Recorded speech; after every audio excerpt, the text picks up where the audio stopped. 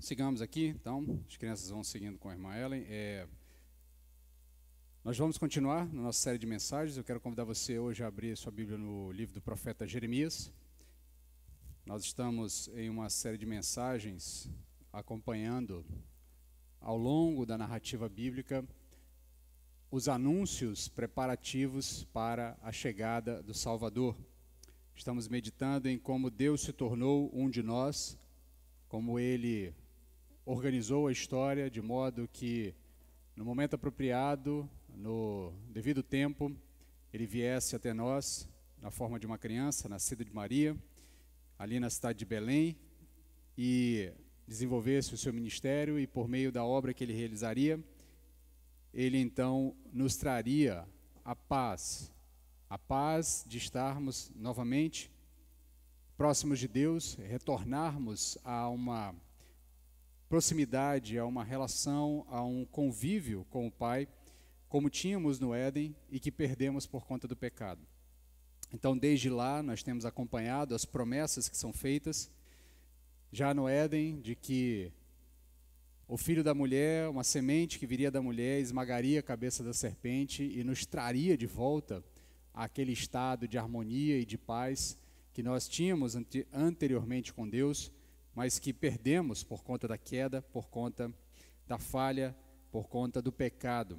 E desde então, Deus tem feito promessas, mantido essa promessa, acrescentado novas informações ao longo da narrativa bíblica, e o nosso objetivo ao longo dessa série de mensagens é perceber que todo o texto bíblico, de Gênesis a Apocalipse, conta uma mesma história, a história de como Deus veio nos salvar, de como Deus se fez um de nós para fazer por nós aquilo que nós não temos condições de fazer.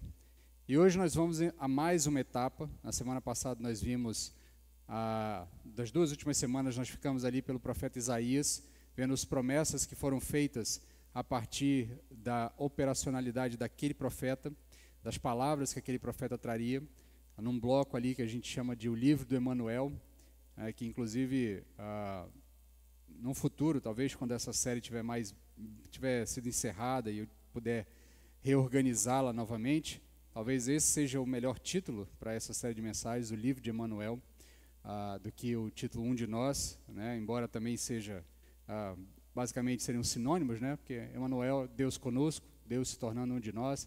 Mas, de qualquer forma, nós vimos ali as profecias realizadas ali no livro do Emanuel, que é aquele trecho dentro do livro de Isaías, que conta uma série de profecias sobre o Cristo, sobre o Redentor que viria, sobre o príncipe prometido, sobre a criança, o filho da Virgem, que nasceria no futuro e traria paz ao seu povo. E agora nós vamos a um outro livro, dentro de um livro, no livro de Jeremias, nós vamos a um trecho, a uma porção do livro chamado Livro das Consolações, ou Livro da Consolação, que é um trecho que compreende ali do capítulo 30 até o capítulo 33, mais ou menos, do livro de Jeremias, mas nós vamos nos focar no capítulo 30 e 31, nós vamos ler sobre a nova aliança, sobre a aliança definitiva, a aliança derradeira. Então, quero convidar você a abrir a sua Bíblia, capítulo 31, eu vou ler do verso 31 até o verso 40, tá? Essa porção eu vou ler ela toda, mas nós vamos passear desde o capítulo 30 até o finalzinho do capítulo 31, por diversos trechos dessa porção do livro do profeta Jeremias, e nós vamos também passear por outros textos encadeados aqui para ver o que Deus tem feito, o que Deus está fazendo nesse trecho da história do povo de Deus, como Ele está construindo essa percepção da promessa do Messias que seria enviado a nós.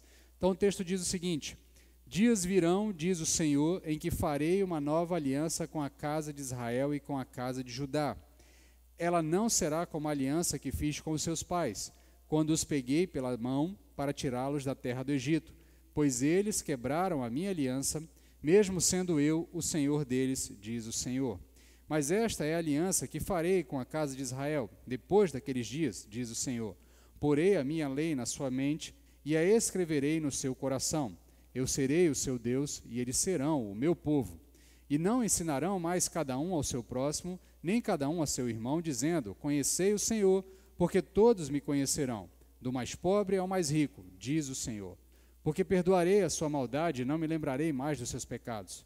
Assim diz o Senhor, que estabeleceu o sol para iluminar o dia e determinou que a lua e as estrelas brilhassem à noite, que agita o mar de modo que as suas ondas rujam, e o seu nome é Senhor dos Exércitos. Se esses decretos deixarem de funcionar diante de mim, diz o Senhor, então a linhagem de Israel deixará também de ser uma nação diante de mim para sempre. Assim diz o Senhor, se puderem ser medidos os céus em cima, sondados os fundamentos da terra embaixo, também eu rejeitarei toda a linhagem de Israel, porque tudo quanto eles têm feito, diz o Senhor, por tudo quanto eles têm feito, diz o Senhor. Dias virão, diz o Senhor, em que esta cidade será reedificada para o Senhor, desde a torre de Hananel até a porta da esquina. E a corda de medir será estendida para adiante, até o monte de Garebe, e de lá virará na direção de Goa. E todo o vale onde cadáveres e cinzas são lançados, e todos os campos até o ribeiro de Cedrom, até a esquina da porta dos cavalos para o oriente, tudo será santo ao Senhor. Nunca mais será arrancado, nem destruído. Oremos. Senhor, abre os nossos ouvidos, atrai a nossa atenção, desvenda os olhos de quem precisa te ver, abre o coração de quem precisa te ouvir, amolece aqueles que precisam ser moldados à imagem e semelhança de nosso Senhor Jesus Cristo. Tem misericórdia de nós, fala conosco, é o que te pedimos, em nome de Jesus. Amém. Como eu disse aos irmãos, a nossa saga de como Deus se tornou um de nós continua. Um século depois do profeta Isaías, esse é o tempo de distância entre Isaías e Jeremias, mais ou menos, 130 anos, 140 anos, distanciam as profecias do profeta Isaías das profecias e do período em que vive o profeta Jeremias. O príncipe rei prometido ainda não veio, aquele que Isaías prometeu, o príncipe da paz, aquele que teria os nomes que apontam para a realidade da divindade entre nós, ainda não havia chegado no povo. Libertação havia acontecido, mas apenas momentânea. O reino da paz ainda não havia sido concretizado. E nada indicava que tão cedo esse reino de paz se concretizaria. O reino do norte, Israel, já se foi. O império sírio, do qual o profeta Isaías tanto alertou e tanto avisou ao povo, esse império sírio também já se foi. O império assírio, do qual o profeta Isaías havia dito ao rei para não fazer uma aliança com esse império, mas aguardar pela providência divina, esse império ascendeu e também descendeu. Já estava em decadência, já não era uma potência na região. Outros dois impérios lutam pelo domínio naquele momento. Os egípcios, que já foram um grande império em tempos passados, e a Babilônia, que também já havia sido um grande império em tempos passados e retornava. Então, um novo Egito e uma nova Babilônia surgiam no horizonte como uma grande ameaça a todos os povos da região do Oriente Médio próximo, aquela região que a gente chama do crescente fértil. E no meio de tudo isso, Judá está ali, permanecendo em lutas para tentar não ser destruído. O reino de Judá, o reino do sul, depois da divisão entre reino do norte e reino do sul, esse reino que não havia sucumbido pela invasão dos sírios, por causa da promessa que o Senhor fez, do Emanuel, a promessa que concretizou-se com a destruição do reino do norte e com a destruição do reino do sul, essa promessa de que aquele reino permaneceria ainda estava sendo mantida, mas os tempos haviam mudado. Um novo império se levanta, internamente o povo começa a oscilar, continua oscilando entre reinos que trazem renovação religiosa, mas ao mesmo tempo surgem outros reis que se afastam completamente de Deus. Se por um lado o profeta Jeremias, o qual nós vamos nos deter nessa noite, inicia o seu período profético, a sua atuação na idade adulta como profeta no reino do rei Josias, que havia feito uma grande reformulação, uma grande reforma religiosa no povo, trazendo a lei de volta para o templo, ao mesmo tempo que ele experimenta esse momento de prosperidade religiosa entre o povo, com um rei que inclusive é amigo pessoal do profeta. Ao mesmo tempo, esse rei, pouco tempo depois, esse rei vai morrer, outros reis surgirão e o povo continuará oscilando. Reis com personalidades vão se alternando. Alguns são reis, têm personalidade como Josias, outros se tornam apenas reis fantoches nas mãos dos impérios externos, dos impérios estrangeiros. Ainda que se tenha restaurado a lei do Senhor no templo, ela não havia descido ao coração do povo. No templo, Deus é Deus. Em casa, eu sou Deus. Assim o povo viveu, e por isso Deus repreendeu o povo.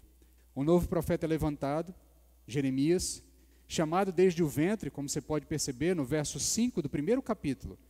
Desde o ventre eu te chamei para ser profeta às nações. É isso que Deus diz a Jeremias, dando uma conotação de que Jeremias é uma criança prometida. É uma criança que desde o ventre já foi gerada para uma missão específica. Algo que começa a construir na nossa mente, do leitor moderno, do leitor neotestamentário, a imagem, de novo, de uma criança que é gerada para um propósito específico. Mas ao contrário de como muitos usam hoje essa expressão do profeta Jeremias, esse texto propriamente dito, Deus não chamou o profeta para trazer uma mensagem de prosperidade e de riqueza. Muito pelo contrário, Deus traz o profeta para anunciar juízo e dor. Anunciar que o reino de Judá seria derrotado, que ele seria levado para o exílio.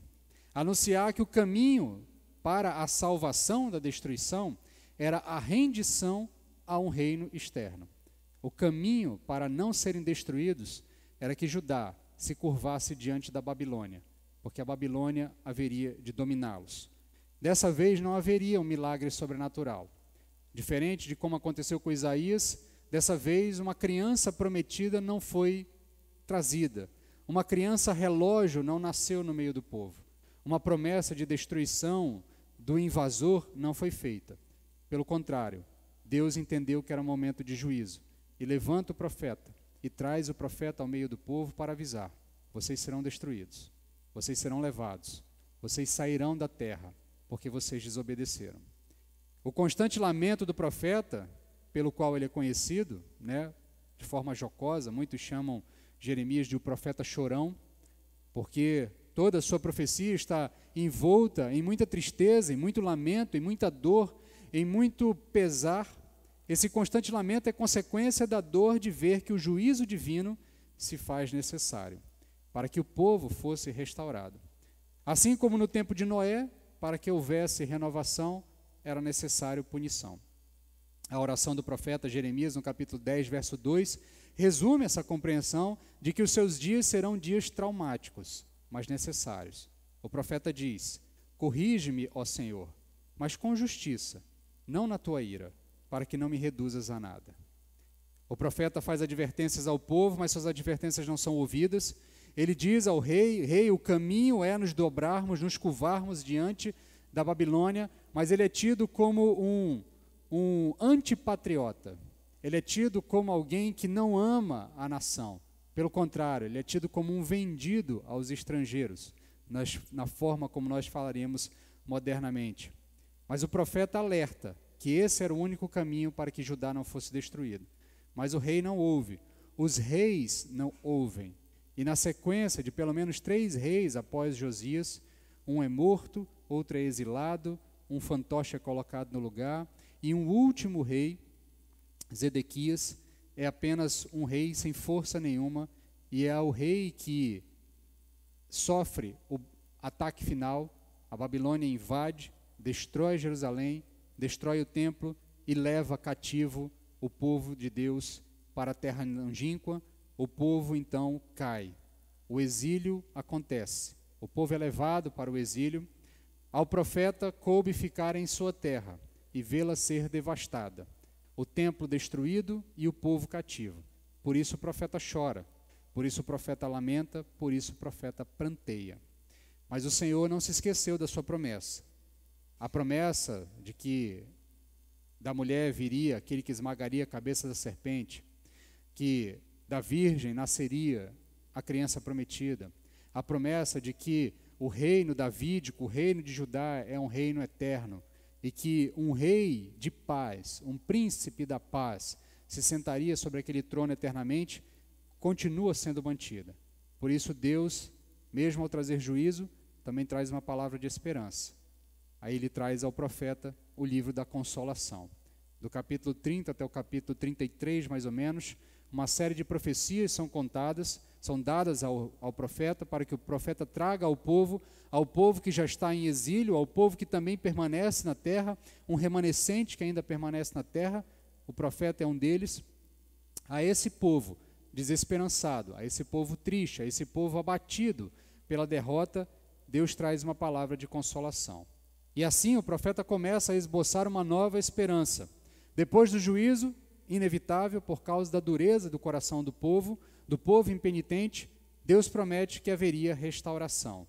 Jeremias capítulo 30, verso 3, Deus diz: pois dias virão, diz o Senhor, em que mudarei o destino do meu povo, Israel e Judá. Diz o Senhor, eu os trarei de volta para a terra que dei a seus pais, e eles a possuirão. Talvez na sua versão diz assim, dias virão, diz o Senhor, em que mudarei a sorte do povo de Israel. A esperança renasce. Depois das duras palavras de juízo, o Senhor traz palavra e renovo e consolação. A restauração virá, mas ela virá por meio do juízo. Então, dos versos 1 até o verso 17 do capítulo 30, o Senhor traz uma série de palavras ao povo por intermédio do profeta, deixando claro que a restauração é garantida, mas essa restauração passará pelo juízo divino. As palavras de Deus dadas ao profeta, juízo e restauração dançam como uma espécie de uma valsa sombria. Versículos oscilam como pêndulos do destino, entre a ira divina e a graça sem fim. Jeremias capítulo 30, verso 7, como aquele dia será terrível, sem comparação. Será tempo de angústia para Jacó, mas ele será resgatado dela. Porque estou contigo para te salvar, diz o Senhor, destruirei totalmente todas as nações por entre as quais te espalhei, a ti, porém, não destruirei totalmente, mas eu te castigarei com medida justa, de maneira alguma te deixarei inteiramente sem castigo. Jeremias capítulo 30, verso 11. No verso 12, o Senhor diz, porque assim diz o Senhor, a tua fratura é incurável, a tua ferida é gravíssima. O Senhor diz ao povo, ao mesmo tempo que ele promete salvação, ele também garante punição e juízo. E nesse balançar, nessa valsa um tanto quanto sombria, a profecia vai se desenrolando e trazendo ao povo a visão do que Deus fará por intermédio deles. Mas em tudo isso o Senhor garante, estou contigo, diz o Senhor em sua bondade, e estou contigo para salvar-te. Ele promete, na sua majestade de Senhor soberano sobre todas as coisas.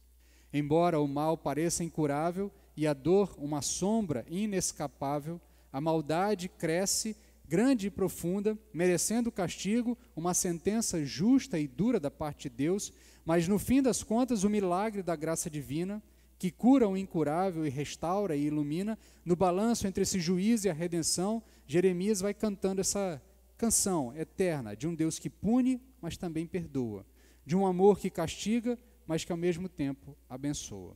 Assim, nas linhas, o profeta vai refletindo, e nós vamos percebendo a complexidade da jornada da vida, onde a justiça e a misericórdia vão se encontrando, e no coração do Eterno, elas juntas se confrontam, como temos no verso 17 do capítulo 30.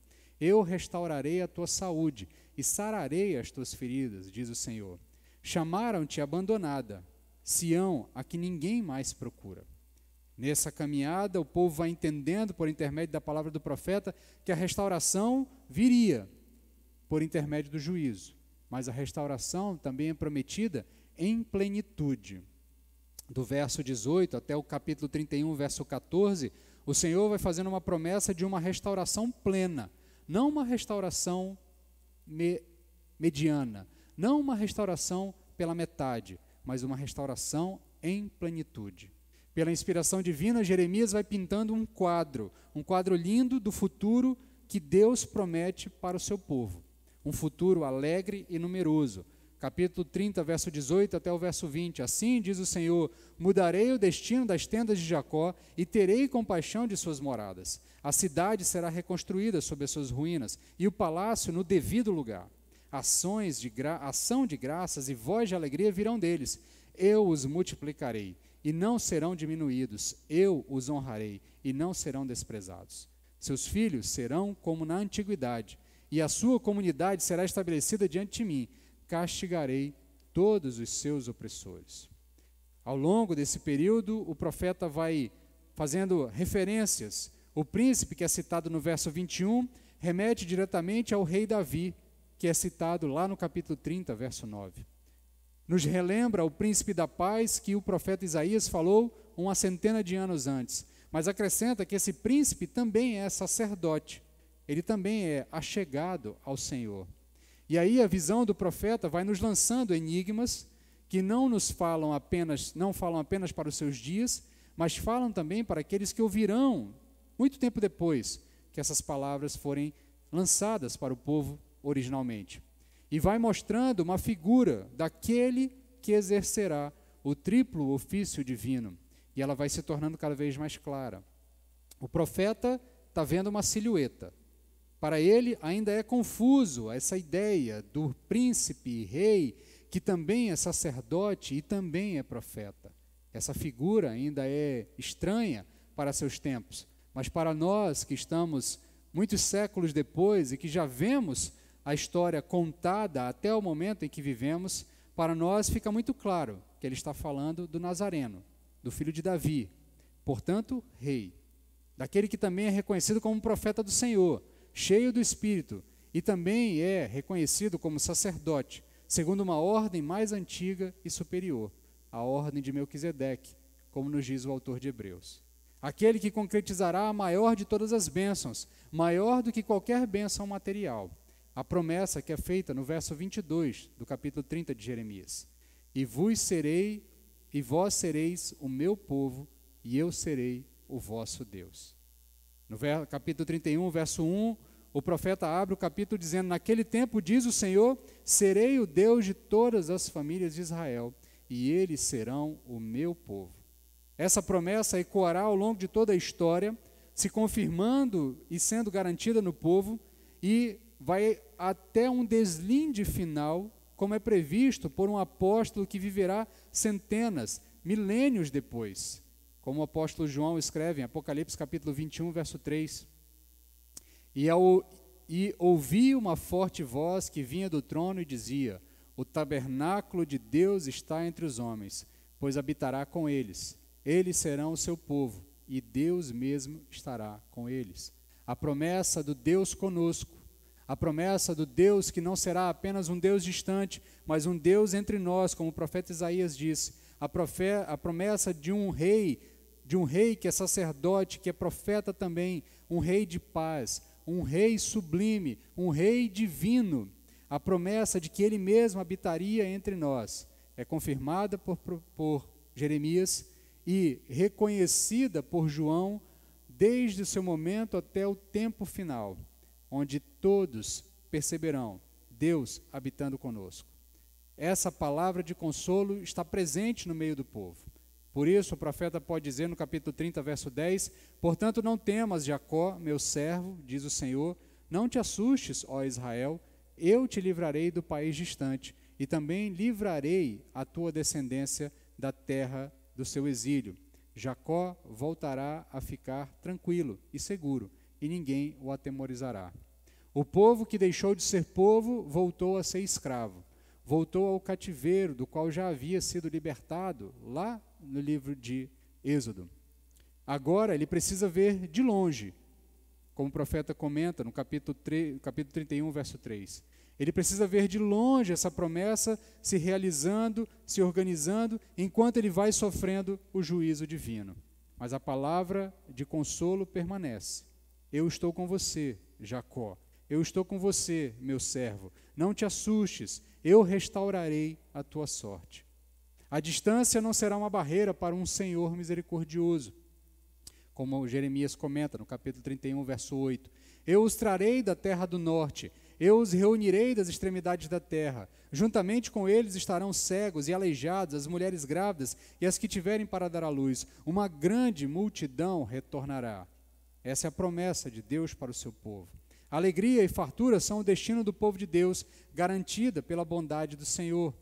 Jeremias capítulo 31, verso 12 a verso 14. Virão e cantarão de júbilo nos lugares altos de Sião. Ficarão radiantes de alegria por causa da bondade do Senhor. O trigo, o vinho e o azeite, e o cordeiro e os bezerros serão como um jardim regado e nunca mais sofrerão. Então as moças dançarão alegres, os jovens e os velhos se regozijarão. Transformarei o seu pranto em júbilo e eu os consolarei, e lhes darei alegria em lugar de tristeza. Alimentarei com fartura os sacerdotes, e o meu povo será saciado com minha bondade, diz o Senhor. A restauração virá, será plena, mas essa restauração só virá mediante arrependimento. E é isso que o profeta vai nos dizer do verso 15 até o verso 22. O profeta registra que o povo sofre, então tem pranto e tristeza, verso 13 do capítulo 31. Então ele nos lembra que o caminho até esse destino glorioso passa pelo juízo de Deus. E nos versos de 15 a 20 ele volta a repetir esse mesmo discurso. E dessa vez o Senhor menciona a reação do povo, uma reação que Deus espera toda vez que ele traz juízo ao seu povo. O que Deus espera quando desce juízo sobre o seu povo é que haja arrependimento profundo. Então, do verso 18 até o verso 19, o profeta vislumbra o arrependimento do povo. E Deus anuncia que o seu juízo alcançará o seu objetivo. O povo se arrependerá. Então Deus diz: e eu ouvi Efraim, que se lamentava, dizendo: tu me corrigistes, e eu me deixei corrigir, como um novilho ainda não domado. Restaura-me para que eu seja restaurado, pois tu és o Senhor, meu Deus. Sim, depois de me desviar, eu me arrependi, e depois de compreender, bati no meu peito. Sinto-me envergonhado e abatido, pois trago os atos vergonhosos da minha juventude. O juízo de um pai amoroso nunca será um castigo vingativo, é sim disciplina paterna.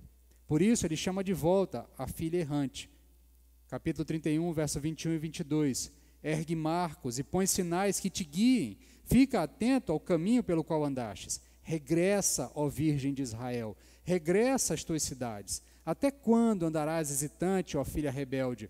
Pois o Senhor criou uma coisa nova na terra. Uma mulher protegerá um homem.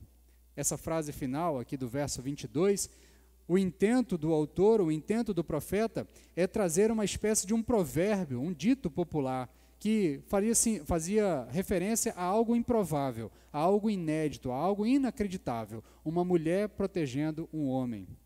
Nos dias atuais isso talvez não faça tanto sentido, mas a ideia é que Deus está dizendo: olha, o impossível, o inimaginável, aquilo que não é compreensível, o inacreditável, eu farei para que vocês retornem ao estado que devem estar.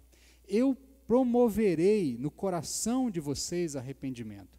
Eu mesmo transformarei a realidade do coração duro de vocês em um coração suscetível à minha palavra. Essa é a graça do Senhor, que recebe todo pecador arrependido, ainda que ele venha envergonhado e confuso, como o próprio profeta se refere ao povo no verso 19.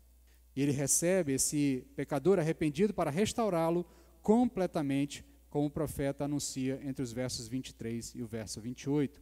De fato, como o profeta experimenta, até parece um sonho, tudo isso. Tanto é que ele termina esse trecho dizendo no verso 26, então acordei e olhei em volta e o meu sono havia sido agradável. Toda a visão do profeta foi envolta em um sonho. Quando ele acorda, ele tem a sensação de que foi um bom sonho. Por isso ele está alegre, ele está satisfeito, ainda que ele esteja experimentando um tempo de dor. Por isso, a plenitude da restauração e esse arrependimento necessário encaminha o povo para uma nova aliança. O arrependimento é o caminho para a restauração, mas não se pode voltar ao estado em que o povo estava até aquele momento. O povo é retirado da sua terra porque o povo desobedeceu, porque o povo fez o que era mal aos olhos do Senhor, porque ao invés do povo aproveitar que no templo do Senhor havia sido restaurado a lei do Senhor, e o povo então passar a amar a lei do Senhor, o povo ouve a lei, a leitura da lei no templo, mas em casa ele se dobra diante de outros deuses, ele se dobra diante de outras divindades, ele confia em outras divindades. Isso serve também de atenção a nós em tempos modernos. De que adianta virmos ao templo e ouvirmos a palavra do Senhor sendo anunciada, se quando chegamos em nossas casas nos dobramos diante de outros deuses, nos rendemos a outros deuses, confiamos em outros deuses, confiamos em nossas posses, confiamos em nossos cargos, confiamos em nossos empregos, confiamos em nossa capacidade intelectual, confiamos em nosso sobrenome, confiamos em nossa influência, confiamos em nossa inteligência, não confiamos no Senhor. Então o povo foi punido porque, ao invés de ouvir o Senhor, preferiram ouvir o seu próprio coração. E o povo, para ser restaurado nos moldes da profecia que é dada ao profeta Jeremias, não serve para eles serem restaurados para voltarem para a mesma situação, para voltarem para o mesmo lugar, para passarem por um momento de renovo, mas voltarem à mesma estaca onde estavam antes, ignorando o Senhor e dando ouvidos ao seu próprio coração. No reino de Josias, a lei foi devolvida ao templo. O povo não deu ouvidos à lei. No templo, a lei era lida, mas o coração deles, a lei, não estava escondida. O conselho do salmista foi esquecido. Salmo 119, 11. Guardei a tua palavra no meu coração para não pecar contra ti. Porque a lei do Senhor nunca foi feita para repousar em pedras, em papel, em couro, em papiro, no que quer que seja, mas a lei do Senhor sempre foi feita, desde os seus primórdios, criada para ser inculcada, gravada, fixada em nossos corações. Lá ela encontra o lugar propício para fazer o que foi destinado a fazer, moldar um povo para Deus. A lei do Senhor tem apenas um único propósito: organizar, moldar, transformar o entendimento, o comportamento, os afetos e os desejos de um povo, retornando esse povo para o seu Criador, a fim de que o seu Criador receba a glória da qual ele é merecedor, e o povo reconheça de quem ele de fato vem e para quem ele deve dar honra e glória. Portanto, algo inédito era necessário, uma nova iniciativa da graça de Deus. Por isso Deus propõe uma nova aliança entre Deus e o seu povo, uma nova aliança a partir da qual esta união, este casamento entre Deus e o povo não será mais um casamento inconstante, mas sim agora será um casamento estável, permanente, duradouro. Por isso a lei agora tem que ser gravada nos corações, é o que o profeta nos diz no verso 33. Porque o problema do povo é o problema da raça humana, um coração enganoso. Desde o Éden, nosso coração está nos enganando. Eva olha para a fruta e deseja a fruta, ou seja, no seu íntimo, no seu interior, no seu coração, ela desejou e achou que a fruta fosse melhor do que a palavra de Deus. Assim como Caim, diante da realidade do pecado, ao invés de dar ouvidos ao seu Criador, que fala com ele e diz: Caim, não cometa aquilo que você deseja cometer, pelo contrário, refreie-se, porque assim você será restaurado. Caim não dá ouvidos ao Senhor, Caim dá ouvidos ao seu coração e faz aquilo que lhe é aprazível, mata o seu irmão e com isso é condenado. Então, desde o Éden, o coração nos engana, e o profeta compreende a natureza humana, tanto que ele vai alertando os seus ouvintes ao longo de todo o seu livro. No capítulo 3, verso 10, ele diz: Contudo, apesar de tudo isso, Judá, sua irmã infiel, não voltou para mim de todo o coração, mas com fingimento, diz o Senhor. Isso é o Senhor falando para o povo que havia acabado de ver a lei restaurada ao templo por intermédio da ação do rei Josias. Então Deus diz: olha, Judá, a sua irmã infiel, não voltou para mim de todo o coração, mas ela volta com fingimento, diz o Senhor. O profeta continua no capítulo 4, verso 14, diz: Limpa da maldade o teu coração, ó Jerusalém, para que sejas salvas. Até quando abrigarás em ti planos malignos? E por fim, no capítulo 17, verso 9, o profeta diz um texto bastante conhecido: o coração é enganoso e incurável, mais que todas as coisas, quem pode conhecê-lo? Um coração enganoso só será transformado quando a lei do Senhor for gravada nesse coração. Por isso, a própria lei do Senhor precisa ser gravada no coração. Por isso o Senhor diz no capítulo 32, verso 40, farei com eles uma aliança eterna, não deixarei de fazer-lhes o bem, e porei o meu temor no seu coração, para que nunca se afastem de mim. E ele o faz, implantando a sua lei no coração do povo, dando ao seu povo um profundo desejo de obedecer a ele, e não por medo, mas por amor. O temor que o Senhor infunde em nossos corações não é um medo do Senhor, mas uma compreensão de quem Ele é e de quem nós somos. Por isso, nós o obedecemos porque o amamos. Agora sim, essa união com o povo é possível. Essa união pode se tornar uma união fiel. Um casamento que já foi marcado pela infidelidade, como teatralizou outro profeta, o profeta Oséias, que vivencia na sua realidade de vida um casamento de infidelidade ordenado por Deus para que o povo visse como é que o povo se relacionava com Deus. Esse casamento que já foi marcado por constantes infidelidades e, ao mesmo tempo, um Deus que constantemente vai lá e busca a mulher infiel e traz ela de volta, assim como o profeta Oséias foi ordenado a ir constantemente buscar a sua esposa infiel, trazê-la de volta para casa, assumir os filhos da infidelidade e torná-los seus filhos. Assim o Senhor vivenciou essa relação com o povo, mas agora, pela nova aliança, esse casamento não será mais um casamento de infidelidade. Esse casamento será um casamento de fidelidade, porque o próprio Deus infundirá em nossos corações o desejo pela fidelidade ao Senhor. Agora será um casamento de fidelidade. Por isso, Deus então estabelece que nesta nova aliança um conhecimento do Senhor será universal e individual. No verso 34, ele diz que todos me conhecerão. Esse casamento será de fidelidade, pois agora nós conheceremos pessoalmente o Senhor. E o conhecimento que é proposto aqui é o conhecimento na proporção da intimidade que o marido conhece a sua esposa. E nessa intimidade se tornam uma só pessoa, uma só carne. Assim será a união de Deus com o seu povo na nova aliança. Na primeira aliança, o povo conhecia Deus à distância. Deus estava lá, no templo, e os profetas falavam com Deus, o sacerdote falava com Deus, o líder falava com Deus, mas nós víamos Deus de longe. Agora, na nova aliança, Deus se relacionará diretamente com cada um, conosco, individualmente. Todos me conhecerão. Deus era conhecido como o pai do povo de Israel. Deus é pai de Israel, mas Deus não é pai do indivíduo israelense, do indivíduo israelita, perdão. Deus é pai de Israel, mas não é pai do indivíduo. Por isso que muitos achavam que bastava fazer parte do povo para se tornar filho de Deus. E não havia necessidade de buscá-lo pessoalmente. Mas na nova aliança tudo isso será transformado. Porque todos, do menor ao maior, dos servos e as servas, como Joel vai falar na sua profecia no capítulo 2, verso 29, que será concretizada lá em Pentecostes e reconhecida pelo apóstolo Pedro. Todos eles se tornarão filhos do Pai. Todos reconhecerão a Deus como seu Pai.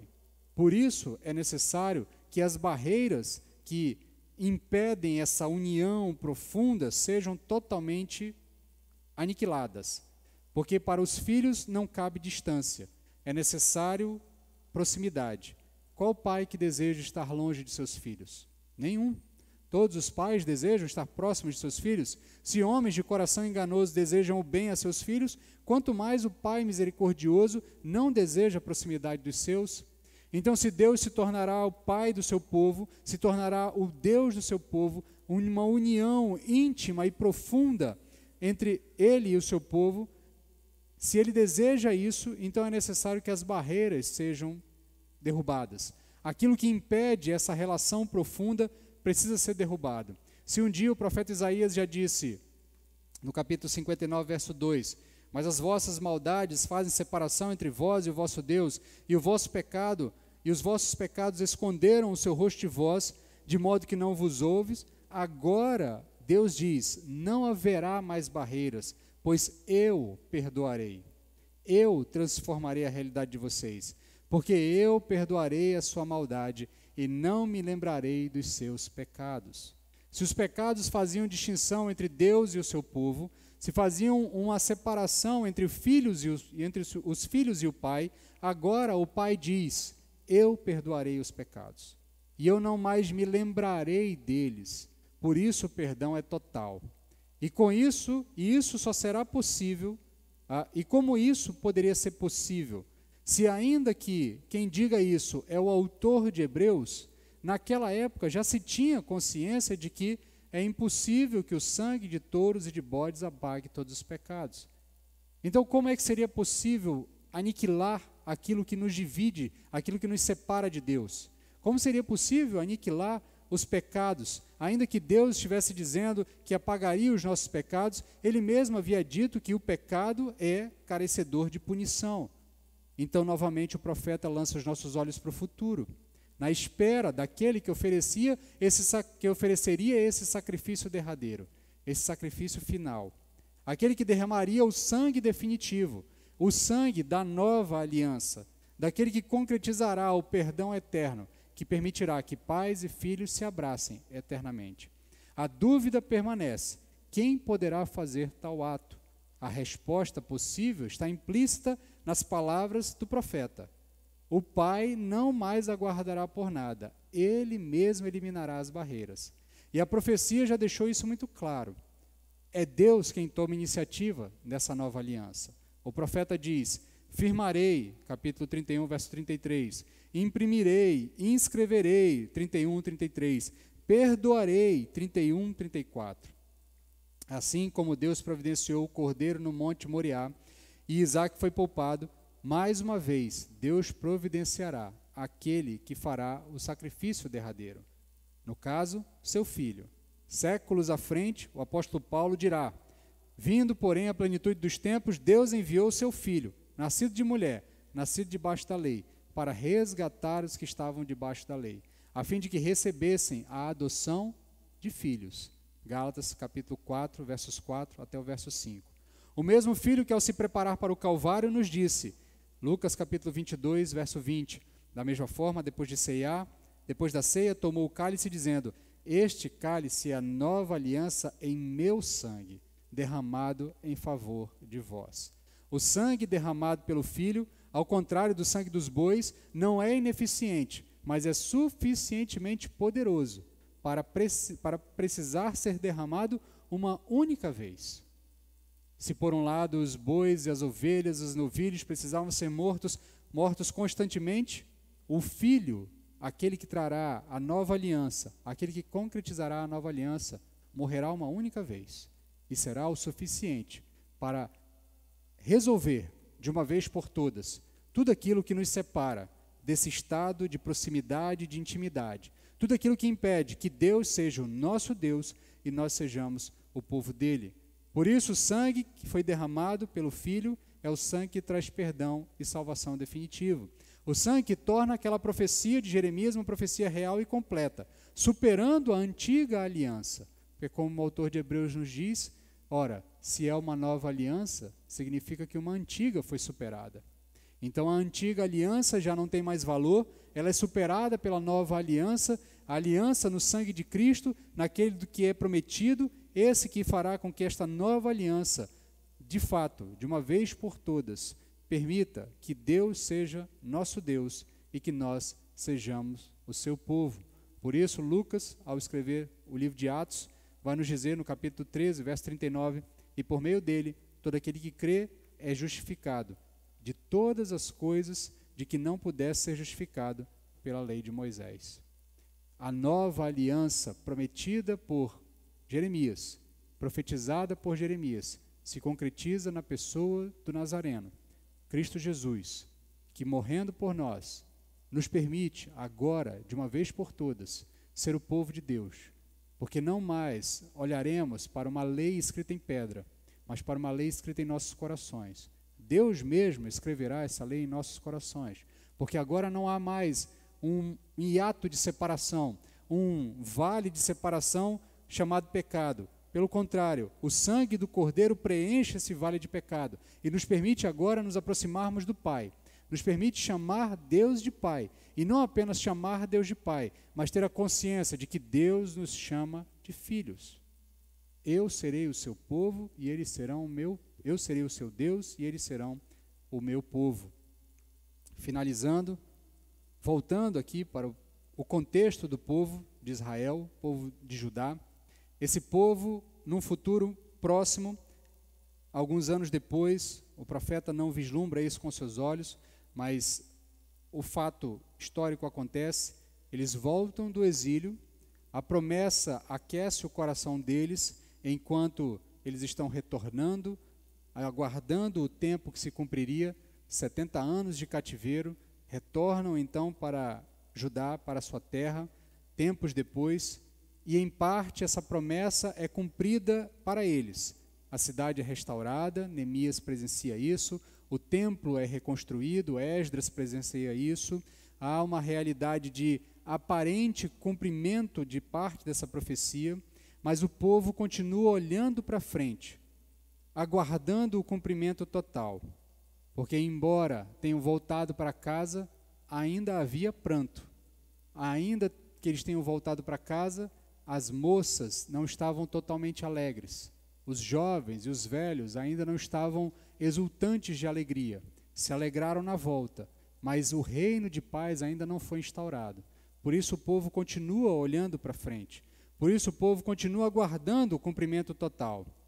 Agora nós que já estamos aqui, nós já vimos a nova aliança, e ainda que nós não tenhamos experimentado todos os benefícios dela, em sua completude por completo, nós ainda já experimentamos as bênçãos da realidade de Deus ser nosso Deus e nós sermos o seu povo.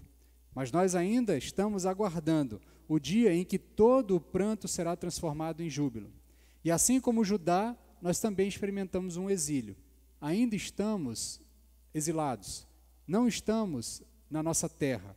Ainda aguardamos novos céus e nova terra. Mas diferentemente de Judá, nós não aguardamos novos céus e nova terra alheios do Rei dos Reis. Nós aguardamos novos céus e nova terra ao lado do Rei dos Reis, guiados pelo próprio Deus, conhecedores do próprio Deus, Ele sendo o nosso Deus e nós sendo o seu povo. Que Deus aplique aos nossos corações a sua palavra, que Ele traga a nós essa esperança de uma realidade, de uma certeza, de que estamos na nova aliança. E na nova aliança somos o povo de Deus e Ele é o nosso Deus para toda a eternidade. Quero convidar você a fechar os seus olhos e vamos orar encerrando este momento. Senhor, nós te somos gratos porque o Senhor não nos abandonou, porque o Senhor não deixou o teu povo perecer. Pelo contrário, o Senhor sustentou o teu povo ao longo da história. Construiu toda a narrativa da história, a fim de que nós pudéssemos ser encontrados por esse evangelho anos depois dos relatos do texto bíblico. Nós te agradecemos porque o Senhor guiou toda a história a fim de que, no tempo certo, a promessa da nova aliança fosse concretizada na pessoa de Jesus Cristo e que nós pudéssemos ser incluídos nessa nova aliança. Ainda que tenhamos nascido em uma nação estrangeira, não sejamos originalmente do povo chamado, mas a nova aliança não está mais restrita a um único povo, a uma única etnia. Pelo contrário, de todos os cantos da terra, o Senhor vai trazendo novas pessoas para esta nova aliança. E nós somos gratos, porque o Senhor nos incluiu nessa aliança. Porque o Teu Santo Espírito cravou em nossos corações, escreveu em nossos corações a Tua lei. Porque o Teu Santo Espírito infundiu em nossa mente e em nossos corações o temor do Senhor. Porque o Teu Santo Espírito nos convenceu de que precisávamos nos arrepender e precisávamos glorificar e clamar pelo Teu nome, a fim de encontrar perdão e graça e misericórdia, o qual nós encontramos mediante o arrependimento, mediante a fé depositada na pessoa de Jesus Cristo, a fé depositada nesta obra, na obra que culmina com a nova aliança no Senhor.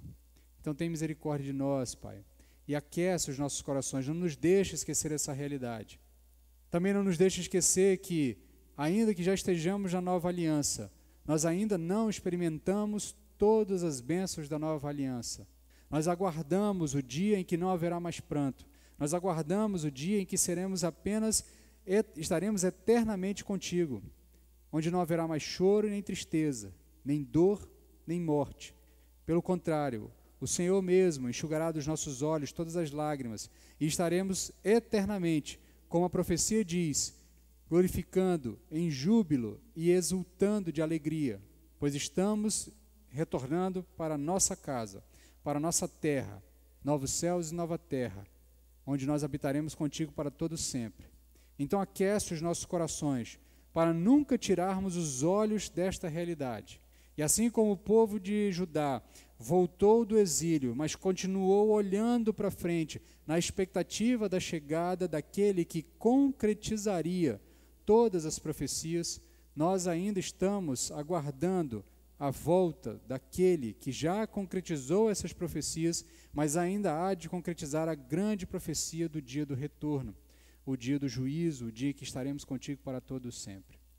Ajuda-nos a olhar para esta realidade do Natal e nos lembrar que neste momento nós não celebramos apenas um momento de confraternização, mas nós celebramos o nascimento daquele que concretizou as profecias e há de retornar para concretizar para todo sempre as tuas promessas para o teu povo, a tua aliança com o teu povo, essa aliança eterna, essa aliança inquebrável, essa aliança que o Senhor mesmo garante, que nunca será abalada. Por isso nós te glorificamos, por isso nós rendemos louvores ao teu nome, e é confiados nesse Senhor poderoso que nós te oramos. Amém. Amém, meus irmãos. Queremos dar continuidade aqui